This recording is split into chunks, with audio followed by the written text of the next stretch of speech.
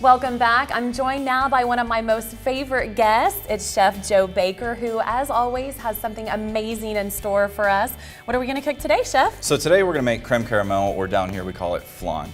We're gonna take a nice dry pot, we're gonna sprinkle a very thin layer of sugar in there, and then we're gonna let it start to heat up. And as this starts to melt, we'll slowly cascade more on top. Okay.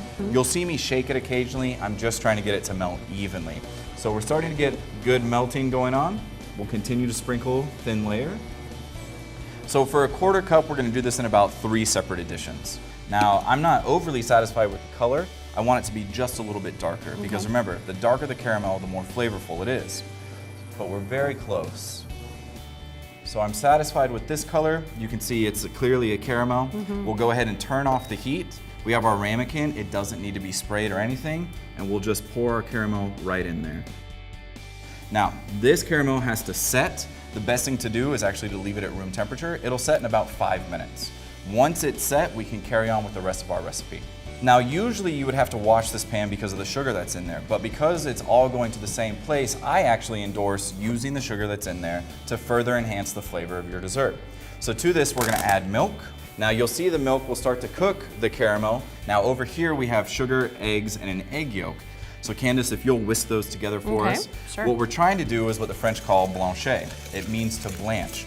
Now over here, I'm gonna gently stir my milk, and you'll see as Kandace whisks this, it's starting to look fantastic. We're looking for a slightly pale lemony yellow. The eggs look fantastic, so Kandace, if you'll set it down. Okay. What we have to do next is called tempering. Just pour a little bit in there, and then stir to incorporate.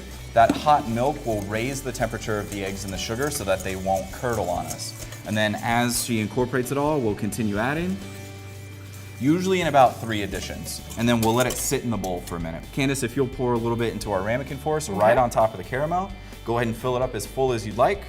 So we're gonna put this in a 300-degree oven. For a size ramekin like this, it's about 40 minutes. All right, so our custard's out of the oven. Once these are made and fully set, go ahead and chill them down. Just wrap them with plastic wrap or put them in an airtight container. They'll be perfectly fine. A few days later, right before you serve it, take a pot of hot water, dip your ramekin right back in there. What this will do is it'll re-loosen that caramel that's in there, and it'll make it even more liquid for us. While it's in here, take a very thin knife and just very gently go around the side, and you'll see we can start to separate our creme caramel or flan from the side. As we remove it, practice good safety not to burn your fingers. Want to get that water off of there, and then we'll take a plate. The safest way is always to place the plate on top, and then we flip it over. But if you're extra brave, you can go somewhere in the middle, right? And then this is the moment for the big reveal. One beautiful creme caramel or flan. Let the rest of that sauce get on there. Looks great. Thank you. Now, obviously, if I'm serving this little bit on the plate is no good. So we're gonna take and we're just gonna clean that right up. And now you have a beautiful dessert ready for anybody to enjoy. And Looks as always, amazing. the proof is in the tasting. That's right. Twist my arm. It's the best part of my job right here. Wow. Delicious, Delicious. simple. I love it. As always, thanks so much, Joe. Thank you. Great having you. To get this full recipe and others, be sure to visit our website, todaywithkandace.com.